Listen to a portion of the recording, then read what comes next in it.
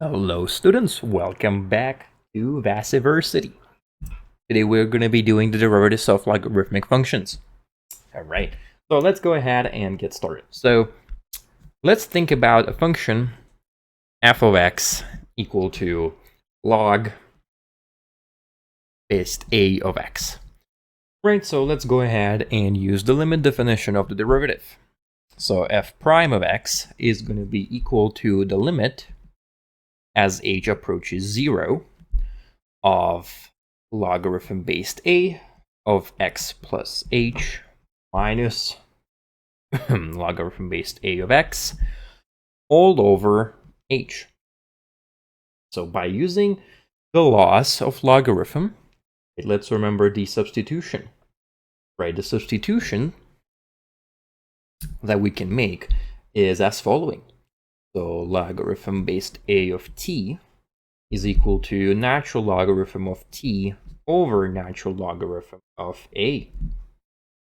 All right, so let's go ahead and substitute.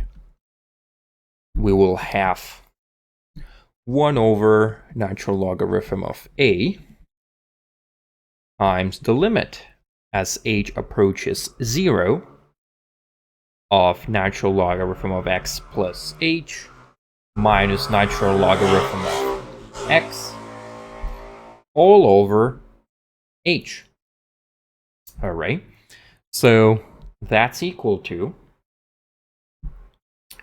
1 over natural logarithm of a times limit of h approaches 0 of 1 over h times natural logarithm of x plus h over x, right, by using the properties of logarithms. Okay, so that will be equal to 1 over natural logarithm of a times limit of h approaches 0 of 1 over h times natural logarithm of 1 plus h over x. Okay, now let's go ahead and do a substitution once again. So we're going to say, well, let u to be h over x, then h will be equal to u times x. Okay, so that means by plugging that in, we will have 1 over natural logarithm of a times limit as u approaches 0 of 1 over ux times natural logarithm of 1 plus u, which is equal to 1 over x times ln of a times the limit as u approaches 0 of natural logarithm of 1 plus u over u. All right, now, well, we can use the squeeze theorem, right? By squeeze theorem,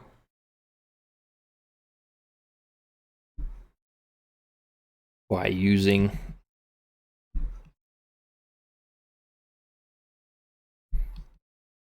squeeze theorem, we know that u over u plus 1 will be less than or equal to ln of 1 plus u, and that will be going to be less than or equal to u. All right, perfect. So since we assume that u is going to be greater than 0, right, we will have the following, right? We will have that if we divide the entire each of the side by u, right, we will get 1 over u plus 1 less than or equal to ln of 1 plus u over u less than or equal to 1. Hey, perfect. And likewise, if u is less than 0.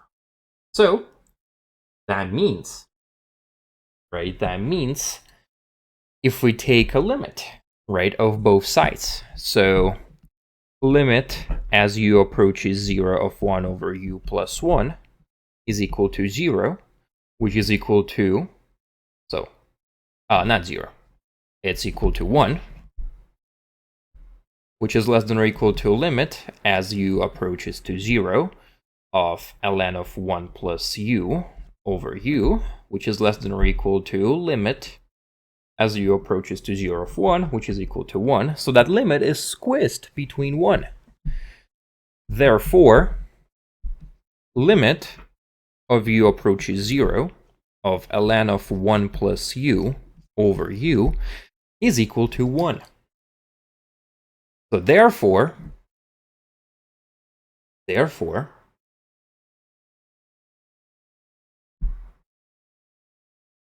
we have the following. 1 over x times ln of a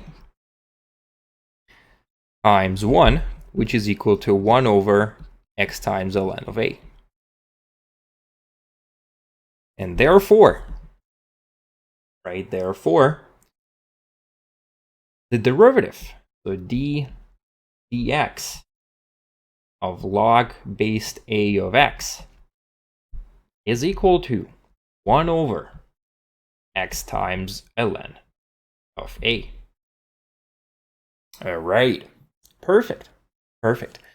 So we can develop a more special equation, right? If a is equal to e, so if it's equal to Euler's number, right? If it's equal to Euler's number, then the natural logarithm of x, the derivative of it is just going to be 1 over x. Okay, so very, very common derivative. All right, so now, right now, we can use the chain rule and the implicit differentiation to solve a lot of problems.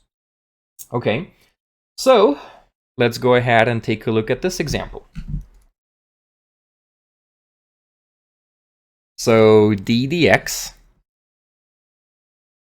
of ln of x, or actually, no, we're going to have ln of x cubed plus 1. Right, so we know, right, by chain rule, dy dx is going to be equal to dy du times du dx, right? Let's recall that. So the derivative of the logarithm is 1 over u, right? And we're going to say that let u to be x cubed plus 1 and y is equal to ln of u. So it's going to be 1 over u times du dx is going to be equal to 1 over x cubed plus 1 times 3x squared, which is equal to 3x squared over x cubed plus 1. All right, so let's take a look at the logarithmic differentiation, right? So this is one of the very important formulas. So here they are, right? So that's the general formula. So let's take a look at an example, another example. So we want to take d dx of natural logarithm of sine of x, right? So that would be equal to 1 over sine of x times sine of x prime. So that would be equal to 1 over sine of x times cosine of x. And that would be equal to cosine of x over sine of x, which is equal to cotangent of x. Right. And let's go ahead and take a look at the following example. So if we have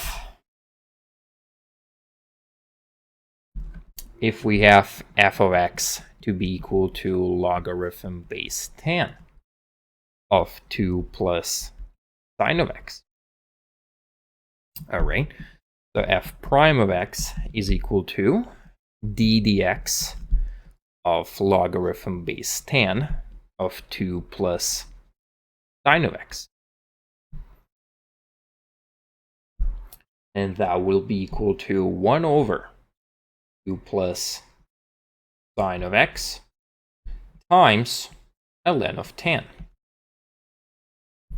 multiplied by 2 plus sine of x prime, which is equal to cosine of x over 2 plus sine of x times ln of 10. Okay. Then, let's go ahead and take a look at the following example.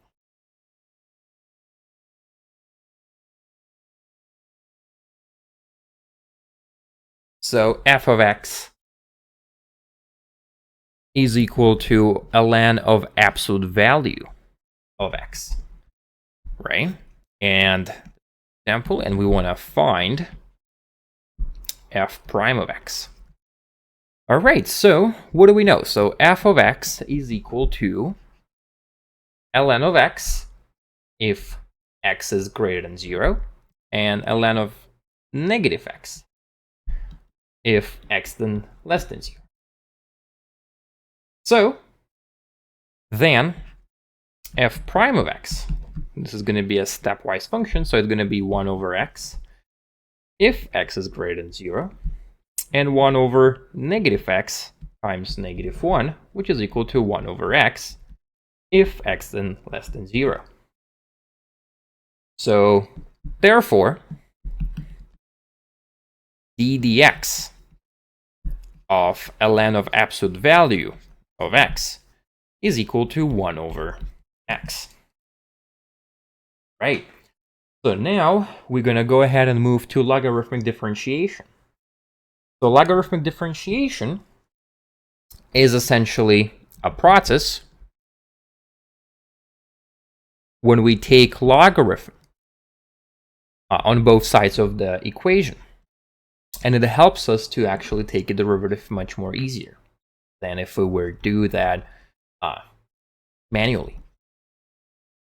Okay, so let's go ahead and go straight into the example, right? Because we essentially been doing that. So if we have y equal to x to the power of 3/4 times square root of x squared plus 1 over 3x plus 2 to the power of 5.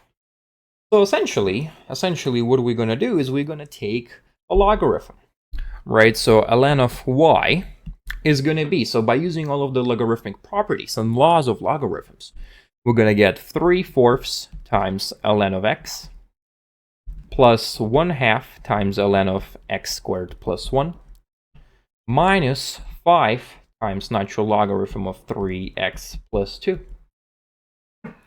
So now by taking the derivative, now we're going to go ahead and take a derivative.